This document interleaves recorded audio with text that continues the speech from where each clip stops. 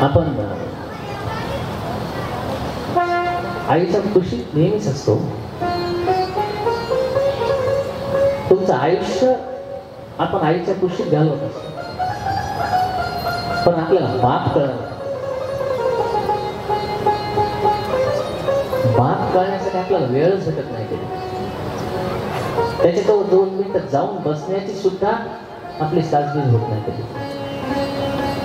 ज्या आईच्या कुशीमध्ये आपण आयुष्यभर पडून राहतो, त्याच्यातून 2 मिनिटं वेळ काढून सुद्धा त्या बापाजवळ जाऊन विचारत नाही आपण, तुझी तब्येत कशी आहे, तू कसा आहेस, कसा नाही. तो बाप कोण असतो? कोण असतो तो? आईपेक्षा काकण भर तुमच्यासाठी जास्त कष्ट घेणारा जो असेल ना, तो बाप असतो.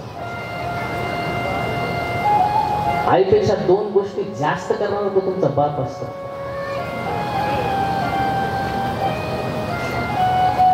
दोन वेळा स्वयंपाक करून जेवू घालणारी आई सर्वांना आठवते हो, पण त्या स्वयंपाकासाठी लागणारा किराणा आणण्यासाठी जो रात्रंदिवस मरमर करतो ना, तो बाप असतो महाराज.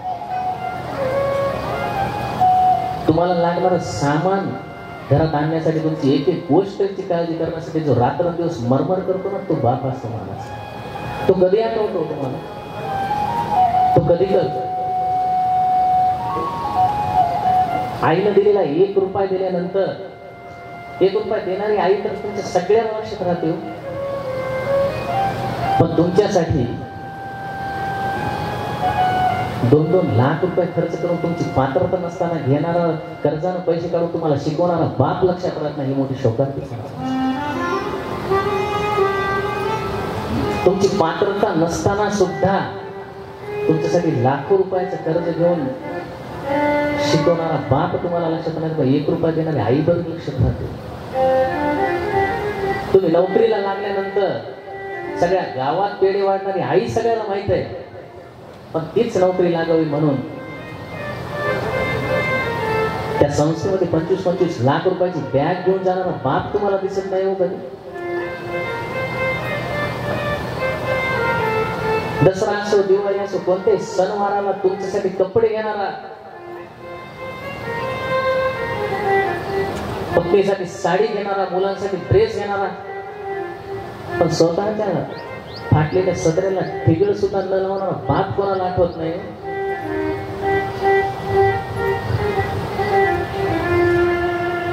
तरी बघत राहा त्याच्या फाटलेल्या बनीजो, त्याच्या बनिनीवरचे छिद्र आहेत ना महाराज, ते त्याच्या आयुष्यातले कष्ट आहेत महाराज, आणि ते तुमच्यासाठी केलेले, फक्त स्वतःसाठी काही केलेले नाही महाराज. लहान सहान गोष्टीची ठेस लागली आपल्याला तर आपण आईचं म्हणतो, परंतु तेच जर मोठं काही संकट, अरे बापरे म्हणत असतो आपण महाराज. पण छोट्या संकटासाठी आई असते आणि मोठ्या संकटासाठी बाप असतो महाराज. हे आयुष्यभर लक्षात ठेवा.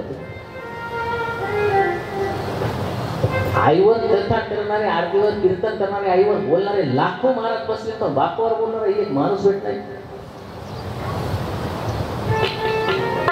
तरी त्या बापाजवळ बसून बोलायची इच्छा होत नाही तुम्हाला महाराज. काय कसं करतात त्यांना एक वेळेस विचारत सुद्धा नाही तुम्ही की नियोजनाचं काय. कितीही मोठं संकट आलं तर स्वतःच्या खांद्यावर घेऊन तुमच्यासाठी जगाशी लढणारा जो लढतो ना, तो बाप असतो महाराज.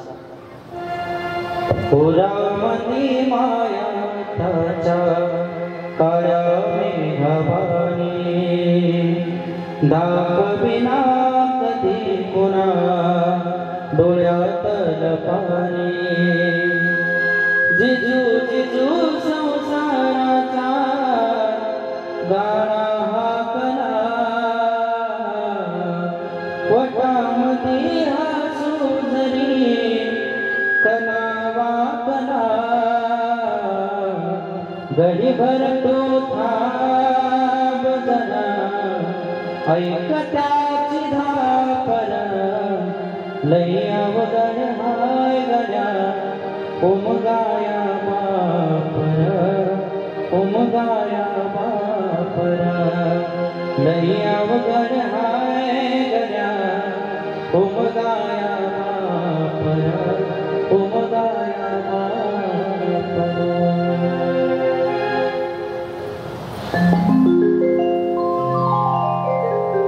आपण वेल एज्युकेटेड तर झालो महाराज,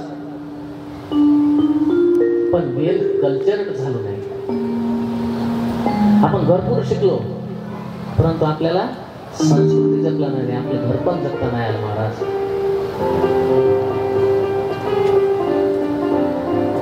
मुलं जिवंत असणारा वृद्धाश्रमाची संख्या वाढली, शोकांतिक आहे तुमच्या आमच्यासाठी. आणि विशेष त्या वृद्धाश्रमातले 25 बाप असते तर त्यांना जाऊन विचारा त्यांचा मुलगा काय करतो, तो नोकरी करतो महाराज.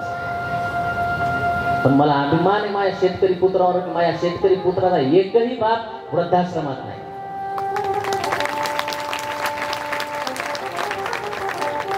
ज्यांच्यासाठी आयुष्यभर झिजला त्यांचे वृद्धाश्रमात, आणि जे जगाचा अन्नदाता आहे त्याचा बाप घरात आहे महाराज, तो वृद्धाश्रमात नाही.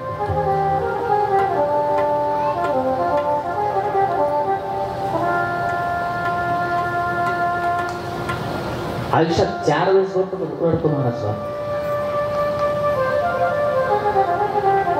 जरी तो दाखवत नसला ना तरी त्याच्या डोळ्यात अश्रू असतात, ते लपवून घेतो. कारण तुमच्या तोंडावर सुख असावं, तुमच्या सगळ्या जबाबदारी, परिवारात जबाबदारी त्याच्या खांद्यावर असताना तो तुम्हाला व्याकुळ बघू शकत नाही.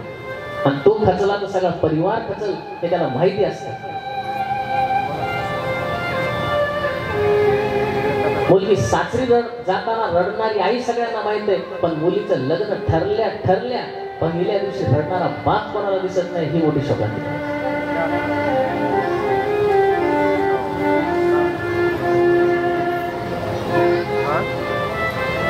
त्या दिवशी पहिल्या दिवशी कुणी रडलं, त्याच दिवशी त्याला त्या डोळ्यात असलं.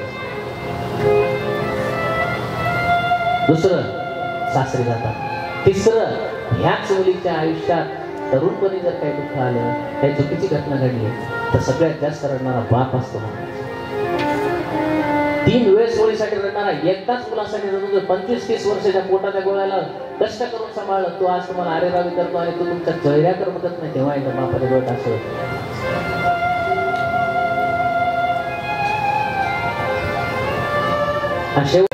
आणि बाहेर जाता जाता जेव्हा पती पत्नी सांगतो कुलूप लाव ना घराला, कुलपाची चावी सापडणं, कुलूप सापडणं. अरे अरे बघ तिथंच असल, सगळं घर शोधते पण तिला कुलूप सापडत नाही महाराज. मग ते म्हणजे तुम्हाला गरजच पडली नाही, कारण तुमचा बाप इथे बसलेला होता आयुष्यभर या घराचं रक्षण साधण्यासाठी, आणि तो गेला घराला कुलूप लावायची बारी आली म्हणा, हा बाप असतो.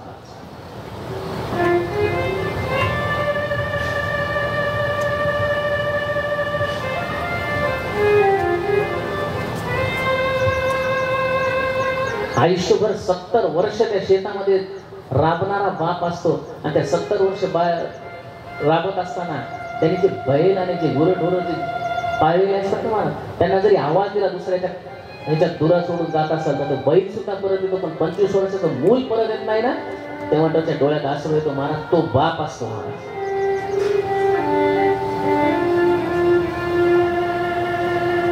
तरी त्याच्याही जवळ बसत राहतो, त्यालाही विचार, त्यालाही फोन करून विचारतात, काही नाही त्यांचं 2 शब्दाचं भुकेलं असतं, त्यालाही विचारतात, त्याचाही बघत राहतो मला.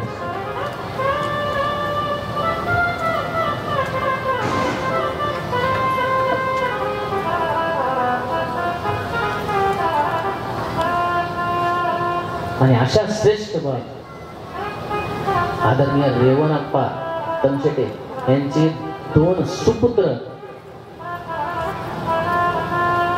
हे या कथेचे यजमान आहेत. आणि ह्या मी सांगितलेल्या गोष्टीबद्दल जर दोन्ही आजच्या आजपासून 4 लोकांनी जरी तुमच्या बापाला सांभाळलं, किंवा 4 लोकांनी घरी जाऊन फोन जर करून किंवा विचारलं तुझी तशी नाही, तर या कथेचं सार्थक झालं एवढं मी म्हणेन.